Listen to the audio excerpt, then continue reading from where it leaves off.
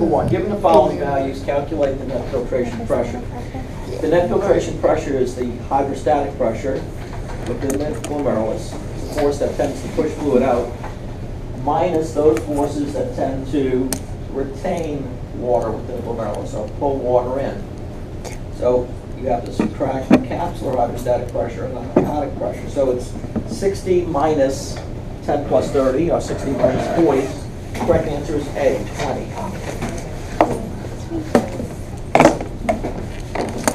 Number 2, the term oncotic pressure. The correct answer is B. It's osmotic pressure created by proteins. That you should know, because we used oncotic pressure, we used that term before when we talked about edema and the lymphatic system. So hopefully everyone got that right. Number 3, in patients with uncontrolled diabetes, glucoseuria is due to, correct answer is B, filtered glucose levels exceeding the transport capacity of carriers within the PCT. So B.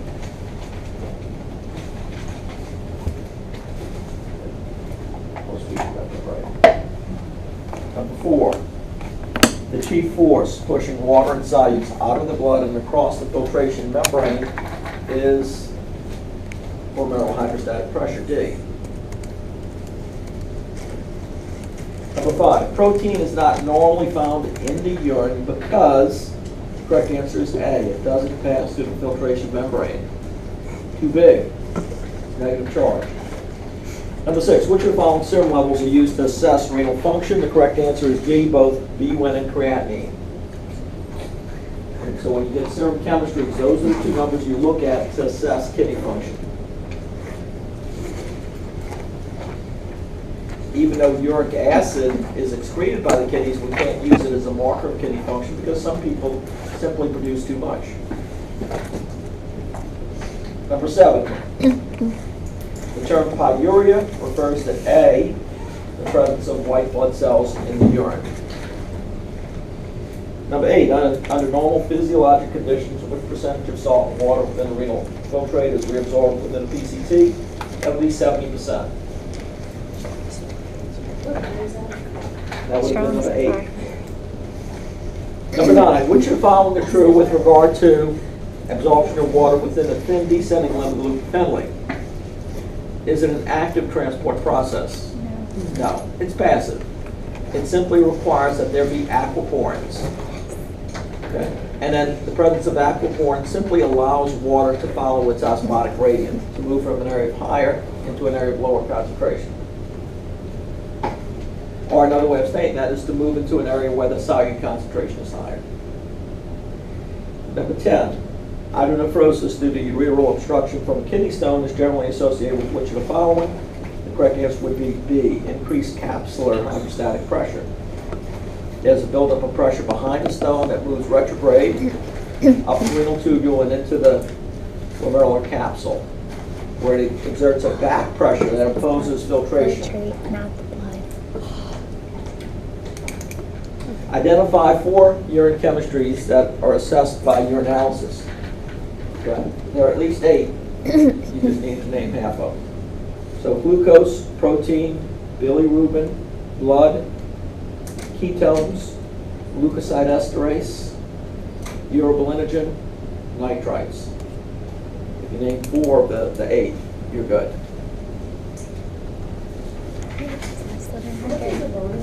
Oh, that's worth 10 points. A lot of people ask me, could we make it worth 5? I said no. No, it's not the way I roll. Yeah, that's the We're way. making it worth 10. I'll take it. I think I should miss class more often. I was prepared for that one. You did well. No, you should be generous and just be real. How many people think they got an A? 2 A's. 3 A's. Wow. That's a third of the class. That's good. Makes me feel like I'm giving away too many A's.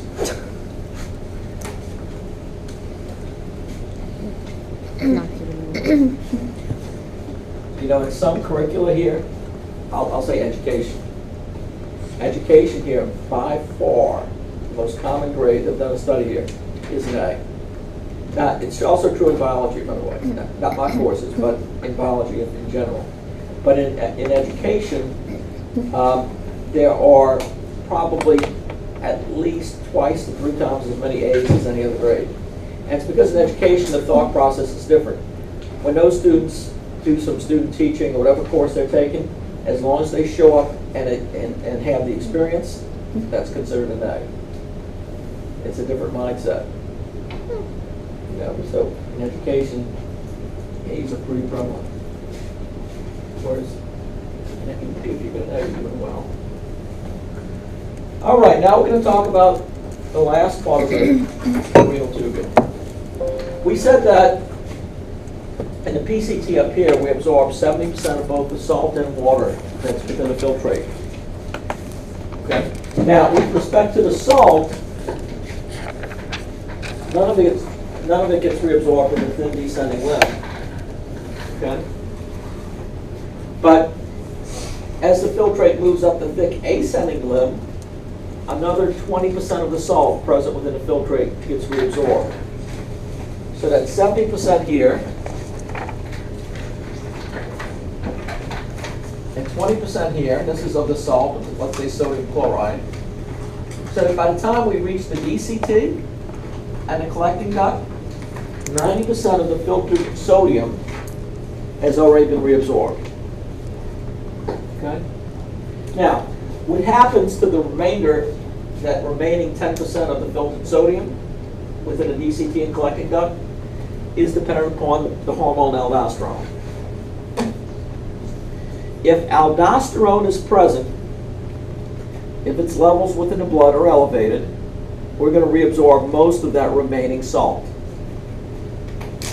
On the other hand, if aldosterone levels are low, then a greater percentage of that remaining salt gets excreted in the urine. So what happens in the late part of the renal tubule and in the collecting duct in terms of sodium depends upon aldosterone. Okay. Now, what about water? 70% of the water that's filtered is reabsorbed within the PCT. Represent water is blue. Okay. Another 5% gets reabsorbed here within the thin descending limb of the family. No water gets reabsorbed in the ascending limb. So that means by the time the filtrate reaches the DCT and collecting duct, 75% of the filtered water has been reabsorbed, leaving the other 25% to either be reabsorbed or excreted. What happens to water in the DCT and collecting duct is also dependent upon a hormone.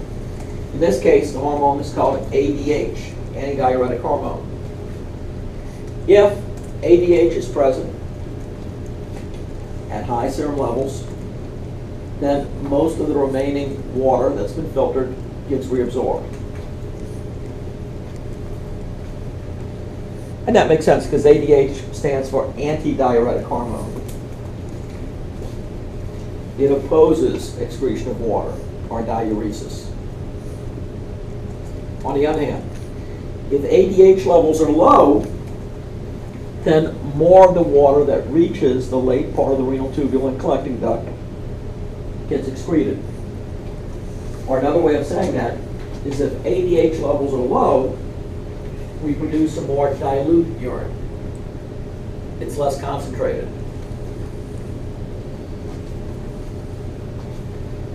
So, with respect to both salt and water, what happens to both salt and water in the late part of the tubule and the collecting duct is dependent upon these two hormones. Aldosterone for salt, ADH for water.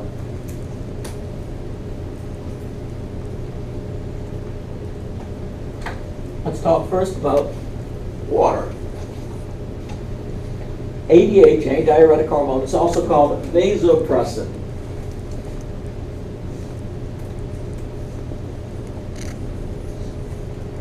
It's called vasopressin because this hormone is also, it also mediates constriction of blood vessels. But it's a very weak vasopressor. when levels are within normal range. Levels have to be high for it to cause significant vasoconstriction. So its main activity is at the kidney. So ADH is produced by the posterior pituitary gland. And the two main stimuli for production and release of ADH are increased plasma osmolarity. That means an increased concentration of solutes within the plasma. Okay? And the other stimulus is decreased blood volume or blood pressure.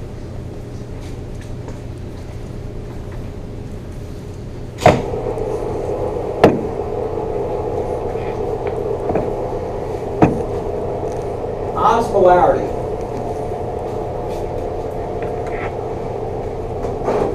Reflects the number of solute particles, the concentration of solute particles within a liter of water.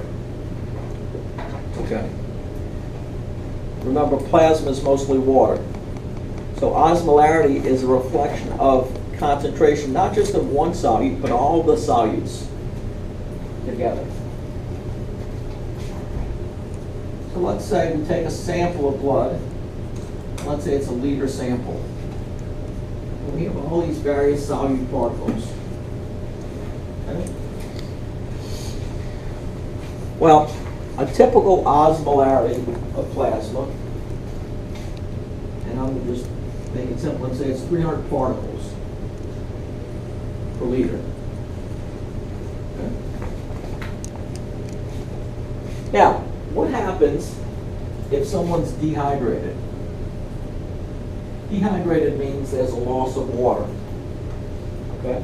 Generally, when you become dehydrated, whether it's through sweating, excess urination, vomiting, whatever the cause, there's a disproportionate loss of water with respect to solutes.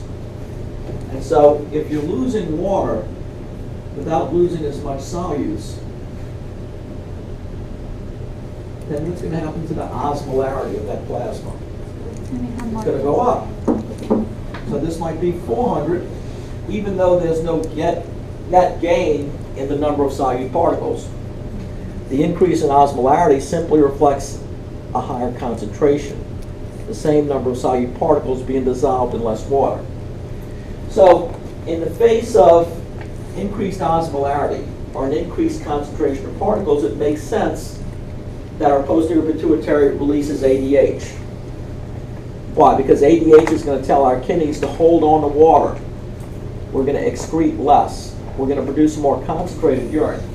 By holding on to water, then what's going to happen? The osmolarity is going to again fall. Okay? As more water is added to the vascular container, the osmolarity is going to start to return to baseline. So one stimulus for release of ADH is increased osmolarity. Now, to obtain a serum osmolarity, an objective measure of osmolarity, we have to send the blood to usually a lab outside the hospital. And it takes 3 days to come back. So what we typically do is use serum sodium as a substitute, as a marker for osmolarity. The reason we can do that is serum sodium is the solute that's in highest concentration within the blood. So if sodium concentration is elevated, it doesn't mean that there's an increased number of sodium particles within the blood. It simply reflects the fact that there's a lack of water, and so that the sodium is more concentrated. If sodium concentration is elevated, if there is hypernatremia, then that's going to correlate with a total increase in osmolarity, an increased concentration of all particles. So hypernatremia or hyperosmolarity, those are triggers for release of ADH. ADH is going to tell the kidneys, hold on to water, and that's going to return serum sodium, and it's going to return osmolarity back to normal. Now, another trigger for release of ADH is low blood volume. which correlates with hypotension. Usually if your blood volume falls, that's a factor that triggers a drop in blood pressure. So if blood pressure or blood volume are low, that's going to stimulate the posterior pituitary to release ADH. And that way you hold on to volume. Volume gets returned to the vascular container, and that will help raise the blood pressure. So those are the two major triggers for release of ADH. What is the name of hypernatremia? Hyper elevated serum sodium. Hypernatremia. Hypernatremia is a high serum sodium concentration. So it could be referred to as hyperosmolarity. They're the same thing, or Not the same thing. Hyperosmolarity reflects the sum total of all the solutes dissolved in the plasma, whereas sodium is just one. Right. We can use sodium as an indicator because sodium is present is the solute that's present in greatest concentration. Okay. So chances are, if serum sodium is high, then chances are that we're dehydrated and all the solutes within the blood are present in higher concentration. Now, how does ADH cause the kidney to hold on to more water? Well, it triggers insertion of aquaporins here. Usually it's in the late DCT and collecting ducts. So here we're inserting aquaporins in the late DCT and collecting duct.